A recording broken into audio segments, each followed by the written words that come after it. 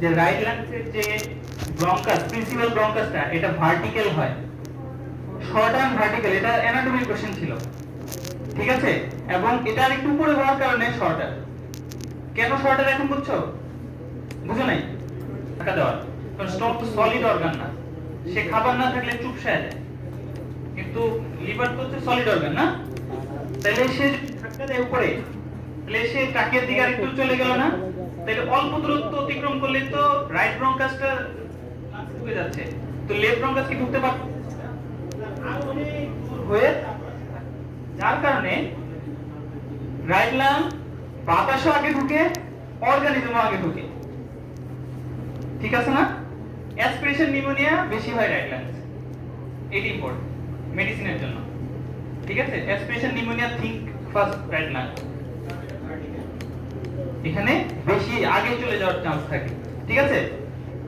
দেখো যদি এই রাইটের যে হাইলামটা, এই হাইলামটা আর এই হাইলামটা, যদি এই হাইলামটা এটা হাইলাম আর এটা হাইলাম যদি সমান সমানও থাকে তাও কোনো সমস্যা নাই, অনেকের থাকতে পারে, সমানও থাকতে পারে, কিন্তু লেফট হাইলাম কখনো রাইট হাইলামের উপরে হইতে পারবে না, নেভার এভার। এটা রুল অফ থাম বলে। রাইট হাইলাম কখনো লেফট হাইলামের, সরি, লেফট হাইলাম কখনো রাইট হাইলামের উপরে যেতে পারবে না। যদি যায় তাহলে মিডিস্টাইনামের কোনো একটা প্রবলেম আছে, হয় এখানে মাস আছে, হয় নয়তো বা মিডিস্টাইনাল লিম্ফোডেনোপ্যাথি আছে, কিছু একটা এখানে আসছে যার কারণে আমাকে হাইলামটা বড় দেখা যাচ্ছে, এটা ইন্ডিকেট করে মিডিস্টাইনামে আসি লিম্ফ নোড, লিম্ফ নোডের একটা বাক্স, বুঝছো? ওইখানে লিম্ফোডেনোপ্যাথি সবচেয়ে বেশি হয়। Unilateral lymphadenopathy is the most common cause of tuberculosis. Right hilar lymphadenopathy পাইলে ফার্স্ট কজ হচ্ছে টিউবারকুলোসিস, কারণ রাইট লাংসে আগে টিবি হয় আপার লোবে, ওই টিবি ওই ফোকাস থেকে রাইট হাইলামে আসে, ড্রেন করে এসে লিম্ফোডেনোপ্যাথি হয়। যদি বাইলেটারাল লিম্ফোডেনোপ্যাথি থাকে, একটা কজ এটা লিখে রাখো, বাইলেটারাল লিম্ফোডেনোপ্যাথির কজ হচ্ছে সার্কোইডোসিস। এটা তোমাকে বলতে হবে, এটা মেডিসিনে সবাই পছন্দ করে এবং এটা আসলে ইফেক্টিভ। তুমি যদি বাইলেটারাল লিম্ফোডেনোপ্যাথি পাও তাহলে তোমাকে sarcoidosis think first, after excluded then proceed. অন্যান্য ডিজিজকে চিন্তা করতে হবে। তোমার যে কোনো কিছু এক্সরেতে যদি কোনো প্রবলেম হয়, তোমার মনে হয় যে এখানে কিছু আছে, তোমার next step of investigation of choice is কি? এইচআরসিটি। শুধুমাত্র লাংসের ক্ষেত্রে এইচআরসিটিটা বলতে হবে, মাস্ট, ঠিক আছে? আরেকটা জিনিস বলে রাখি, তোমাদের কনফিউশন থাকবে, এইচআরসিটি ইজ প্লেন অর কন্ট্রাস্ট। তুমি কন্ট্রাস্ট দিবা কি দিবা না, কনফিউশন থাকে। কন্ট্রাস্টের দাম 2000 টাকা। একটা পেশেন্টকে তুমি কি লিখতেছো সেটার উপরেই সবকিছু, 2000 টাকা বেশি লাগবে। কিন্তু লাংসের ক্ষেত্রে অথবা যে কোনো জায়গার ক্ষেত্রে, সব টিস্যুর ক্ষেত্রে কোনো মাস লেশন আছে, কন্ট্রাস্ট কেন? কন্ট্রাস্টের ফিজিক্সটা হচ্ছে নিউপ্লাসিয়ার একটা ক্রাইটেরিয়া হচ্ছে এনজিওজেনেসিস, তাই না? এনজিওজেনেসিস না হলে কি নিউপ্লাসিয়া হতে পারবে? ব্লাড ভেসেল, ব্লাড ফ্লো বেশি। কন্ট্রাস্ট হচ্ছে ব্লাড ভেসেলে একটা কন্ট্রাস্ট দিয়ে দিলে, আয়োডিন অথবা যে কোনো কিছু ইউজ করা হয়, ওই ও গিয়ে মাসে চলে যাবে, তারপর একটা সিটি স্ক্যান করবে, তখন ওই কন্ট্রাস্টের কারণে ওই মাসটা আরো উজ্জ্বল দেখা যাবে। এটা বলে কন্ট্রাস্ট এনহ্যান্সড, আরো ব্রাইট হবে, আরো ডেনসিটি বাড়বে। তার সিটি স্ক্যানের ডেনসিটি বলে না, অপাসিটি কিন্তু বলে না। অপাসিটি কিন্তু দুর্বলের জন্য প্রযোজ্য, মানে এক্স-রের জন্য, কিন্তু সিটি স্ক্যান কিন্তু আরো স্পেসিফিক, ওখানে ডেনসিটি বলে, তখন এটা আরো হাইপার ডেন্স হয়ে যায়। এটা হলো এর জন্য কন্ট্রাস্ট ইউজ করে, ঠিক আছে? এই এতটুকু পর্যন্ত যথেষ্ট। এক্স-রে এখন বুঝছো না? নরমাল এক্স-রে চেকলিস্ট সব মোটামুটি মনে থাকে। এটা হচ্ছে একটা, দেখো এখানে মনে হচ্ছে না, ও সরি, এখানে দেখো হার্টের সাইজটা সিটিআর, কার্ডিওথোরাসিক রেশিও।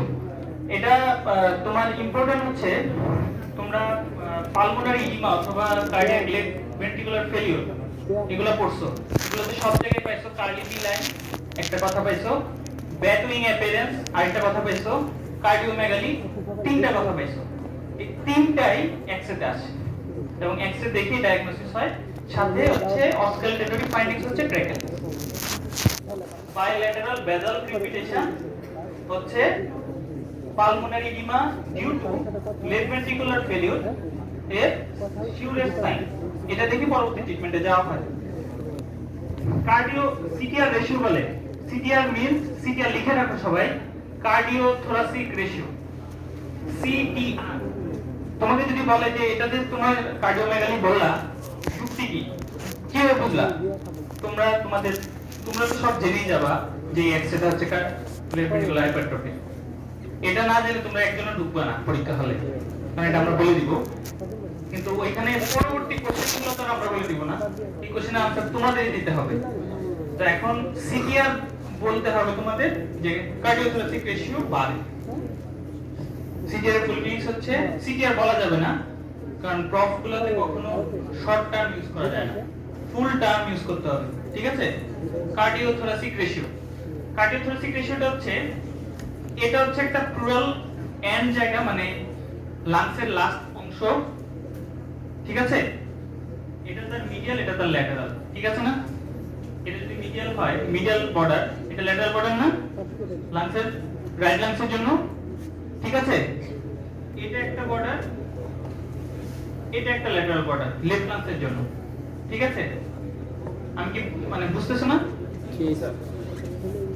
এটা একটা বর্ডার, এটা একটা শেষ মাথা, এটা একটা শেষ মাথা, এটা হচ্ছে থোরাসিক রেশিও।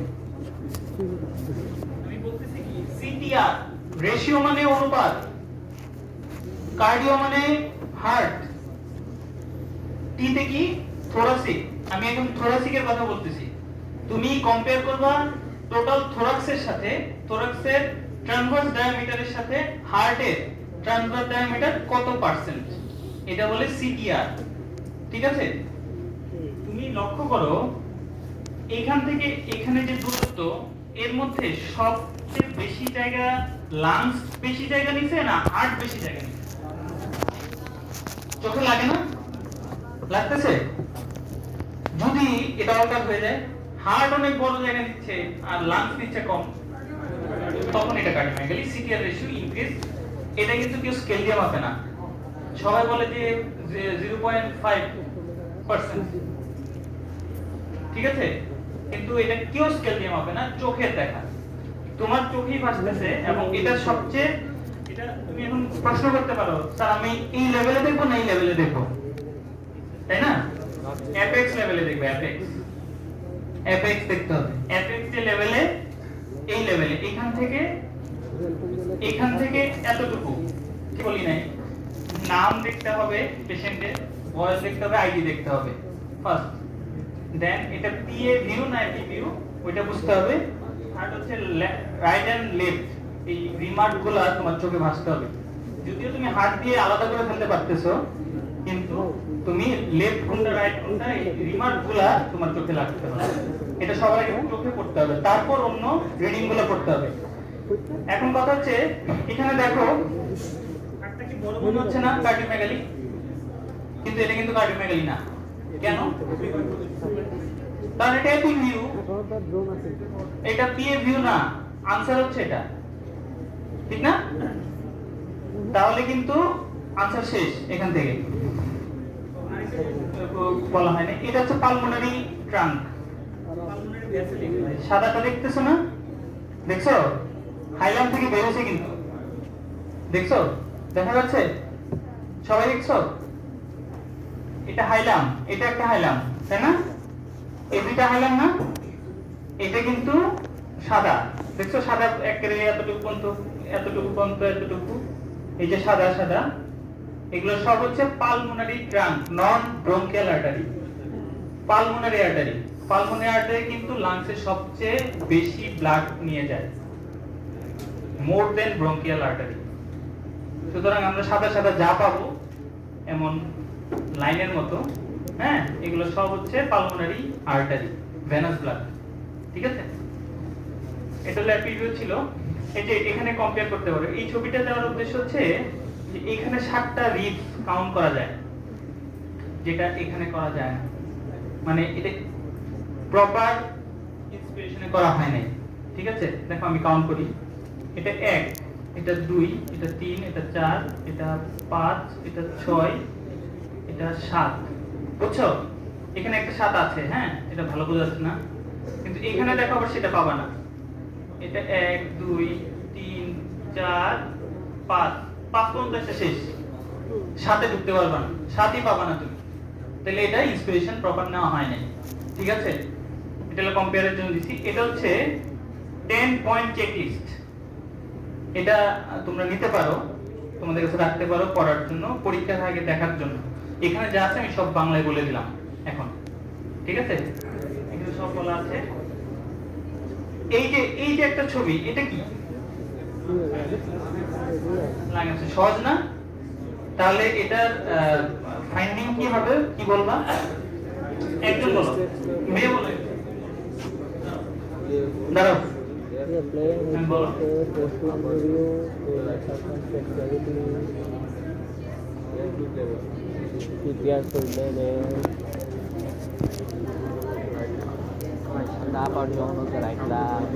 ঠিক আছে, এটাই হবে হচ্ছে ফাইন্ডিং। ঠিক আছে না? ইজি কিন্তু। আমি বলছিলাম যে একটা ডিজিজের একটা নির্দিষ্ট পাথওয়ে আছে, একটা স্টেপস আছে, একটা স্টেজ আছে, যে সে এখন কোন লেভেলে আছে। সে রেজোলিউশন ফেজে আছে, না প্রোগ্রেসিভ ফেজে আছে, না অ্যাকিউট ফেজে আছে। হ্যাঁ, এই যে এই ছবিটা, এখানে সাদা না, এখানে সাদা তো, এখানে কালো। সাদার উপর কালো ভাসতেছে না মেঘের মতো? এটাও কিন্তু লাং অ্যাবসেস, কিন্তু এটার ছবি আর এটার ছবি কি এক? কনফিউজ হয়ে যাচ্ছে না? এটা লাং অ্যাবসেস না, কিন্তু এটা কিন্তু লাং অ্যাবসেস। এটা হচ্ছে এটা মনে হচ্ছে প্যাচি অপাসিটি একটু, হ্যাঁ, কিন্তু প্যাচি অপাসিটি কিন্তু আবার এত সাদা অংশ থাকবে না। এটা এইভাবে ফ্লুইডের তলানি থাকবে না, এটা ফ্লুইডের তলানি আছে। এটা প্যাচি বলতে পারবো না তুমি। প্যাচি ক্রাইটেরিয়া ফুলফিল করে না। প্যাচির যে ক্রাইটেরিয়া ফুলফিল করতে হলে, প্যাচির ক্রাইটেরিয়া ফুলফিল করতে হলে মোটামুটি সাদা কালো একটা রেশিও মোটামুটি 50% থাকবে। সাদা কালো 50-50। এখানে 50 আছে, সাদা অংশ বেশি আর কালো হচ্ছে উপরে ভাসতেছে। মানে হচ্ছে আফটার ট্রিটমেন্ট হয়ে যাচ্ছে, মানে এই অ্যালভিওলাইগুলো আস্তে আস্তে পাস গুলো সরে যাচ্ছে, অ্যান্টিবায়োটিক কাজ করতেছে, আস্তে আস্তে রিজোলিউশন ফেজে সে চলে গিয়ে সাদাটা পুরোটা কালো হয়ে যাবে।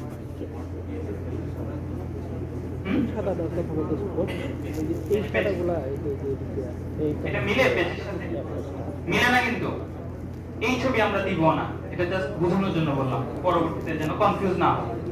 ডিজিজের প্রোগ্রেস বুঝতে হবে, যে বলতে হবে। অলওয়েজ বলা হয় চেস্ট এক্স-রে ক্ষেত্রে কম্পেয়ার করা, যে আপনি আগে কোন এক্স-রে করছিলেন, আগের এক্স-রে আছে দেখান, ওই এক্স-রে দেখেই এটা ডায়াগনোস করতে হবে। Compare, always compare. রেডিওলজিতে কম্পেয়ার খুব ইম্পর্টেন্ট। যে আগে এক্স-রে করছেন, তখন দেখবা যে এমন একটা এক্স-রে পাইছে, পরে এক্স-রেটা এমন হয়ে গেছে, মানে সে অ্যান্টিবায়োটিক কাজ করতেছে, সে এখন একটু ভালো পেজে আছে, তাই না? আচ্ছা, এই যে এই ছবিটা দেওয়ার উদ্দেশ্য হচ্ছে পালমোনারি এডিমার ক্ষেত্রে বলছিলাম কার্লি বি লাইন। একটা জিনিস বলি, কার্লি বি লাইন আছে না লেখা বইয়ে? কেউ কখনো বুঝছো কার্লি বি লাইন কি জিনিস? মুখস্থ করতে হয়েছে, তাই না? কার্লি বি লাইন হচ্ছে হার্ট ফেলিউরে ভেনাস ড্রেনেজ হয় না। হার্টের যে ব্লাড আছে, রাইট ভেন্ট্রিকল হয়ে সে লেফট ভেন্ট্রিকলে যেতে পারে না। লাংস একটা ছাকুনি, তাই না? হার্ট ফেলিউর হলে এই ব্লাডটা সে প্রপার ওয়েতে হার্টে এই লাংসে পাঠাতে পারে না। এই লাংস থেকে আবার প্রপার ওয়েতে সে লেফট ভেন্ট্রিকলে যেতে পারে না, লেফট এট্রিয়ামে যেতে পারে না। এই কারণে কিছু ব্লাডের স্ট্যাসিস হয়।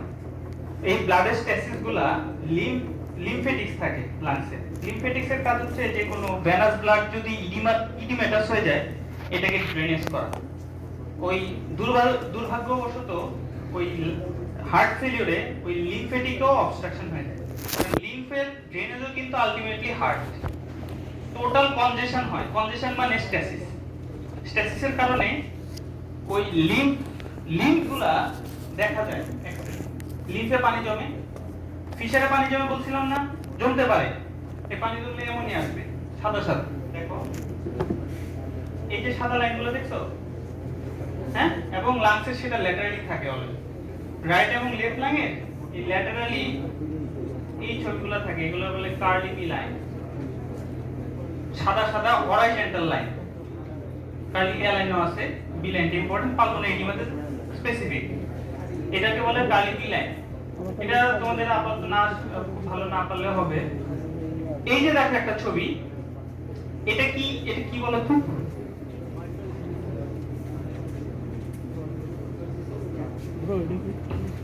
এই ছবিটার সাথে মিলাও। কনসোলিডেশন। এটা দেখো সাদার ভিতর ডট ডট ডট ডট কালো আছে, কারণ এখানে ইয়ার ব্রোকোগ্রাম পাইছো না, এটা একটা কনসোলিডেশন। ওই সাদার মধ্যে এটাকে তুমি লাং অ্যাক্সেস বলতে পারবা? নো স্যার, পারবা না। প্যাচি অপাসিটি বলতে পারবা? বলতে পারবে না। প্যাচি অপাসিটি হলে আরো মোটা মোটা কালো কালো ব্যাপার থাকবে, স্পাইরাল টাইপের থাকবে। কিন্তু এটা কিন্তু এমন না, এটা একটু ডট ডট আছে মোটামুটি। উপরে যদি তাকাও না, এই জায়গাটা দেখো মোটামুটি ডট ডট ডট ডট কিছু ব্যাপার আছে। এগুলো air bronchography. That's why it is consolidation. Location বলতে হবে, ইনহোমোজেনাস বলতে হবে, ঠিক আছে? কারণ সাদাও না কালো, মিক্স, হোমোজেনাস না, ঠিক আছে?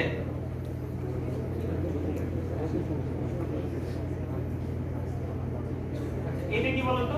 এখানে কিছু আছে তোমাদের মনে চোখে ভাসতেছে না? কিছু আছে, আছে কিছু কোথায়?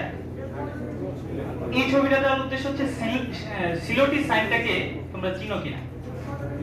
দেখো লেফট বর্ডারটা অবলিটারেশন হয়ে গেছে, positive silhouette sign. Something is wrong. হয় এখানে কনসলিডেশন আছে, নয়তো এখানে কলাপস আছে, নয়তো এখানে মাস আছে না টিউমার। এই কার্সিনোমা লাং যেটা মাসলেশন।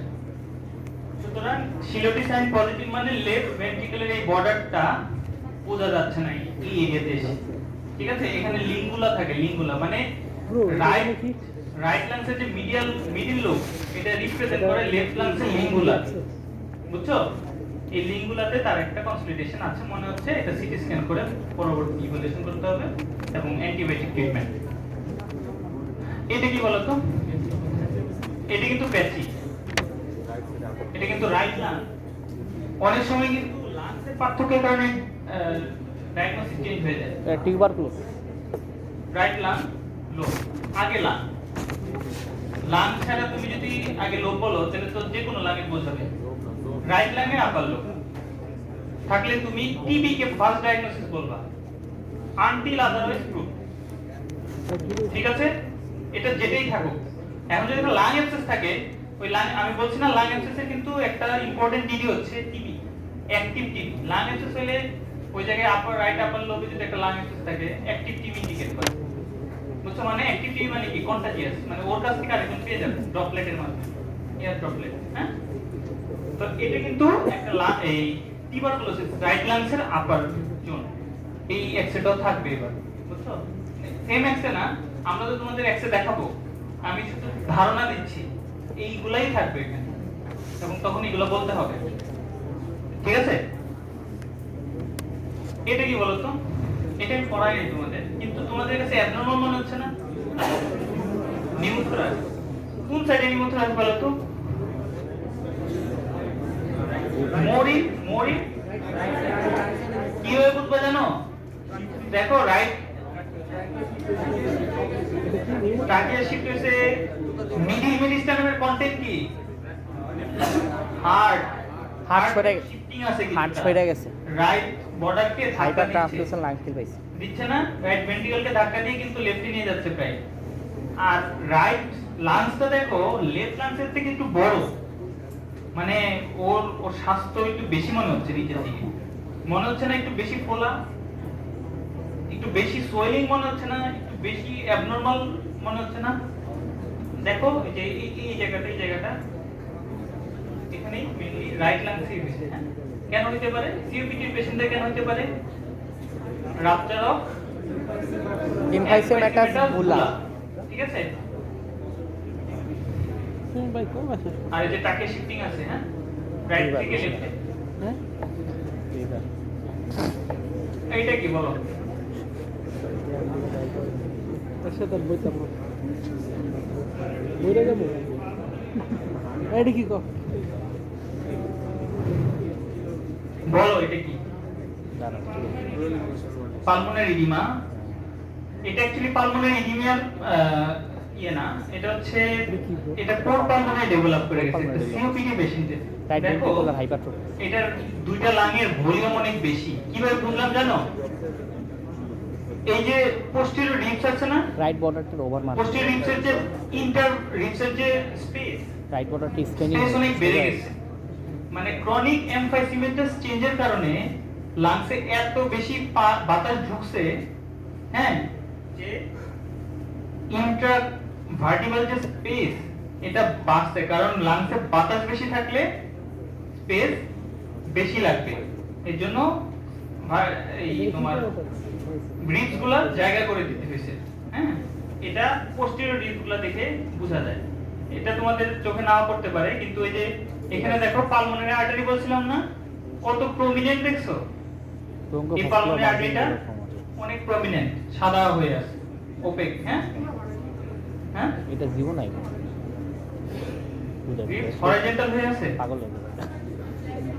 এটা গুনো, এটার নাম কি বললে? 2 3 4 5 6 7, এটা হচ্ছে কোর পাল। 7 আছে তো।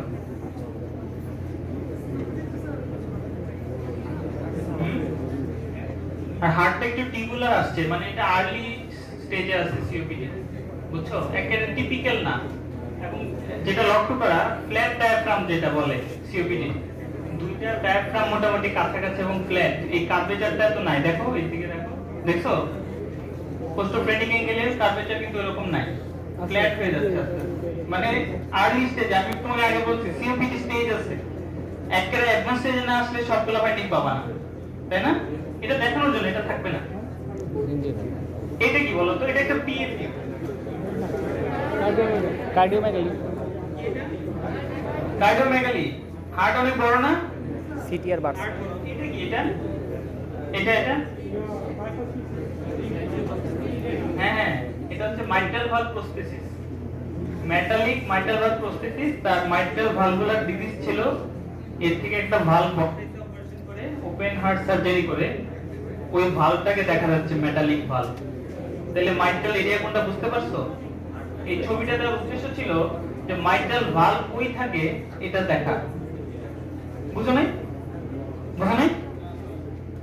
মাইট্রাল ভালভ, এটা মাইট্রাল ভালভ, বুঝছো? মাইট্রাল ভালভ, তার mitral valve rheumatic heart disease যাদের থাকে তাদের মাইট্রাল স্টেনোসিস হয়। স্টেনোসিস হলে ভালভ রিপ্লেস করতে হয় না? এই রিপ্লেস করে এই যে মাইট্রাল ভালভ, এটা হ্যাঁ মাইট্রাল ভালভ দিয়ে এটা রিপ্লেস করছে, করার কারণে এটা দেখা যাচ্ছে। আর যাদের মাইট্রাল ভালভুলার হার্ট ডিজিজ থাকে তাদের তো কার্ডিওমেগালি থাকবেই, কারণ লং স্ট্যান্ডিং কার্ডিয়াক ফেলিউর থাকে না তাদের, এর জন্য এই হার্টটা তো বড়। কার্ডিওমেগালি, কার্ডিওমেগালির ছবিগুলা ম্যাক্সিমাম এমন দেখা যাবে, হার্ট অনেক বড়, সিটিআর রেশিও অর্ধেকের চেয়ে বেশি। ঠিক আছে, লাংসের এরিয়া কম, হার্টের এরিয়া বেশি। ঠিক আছে,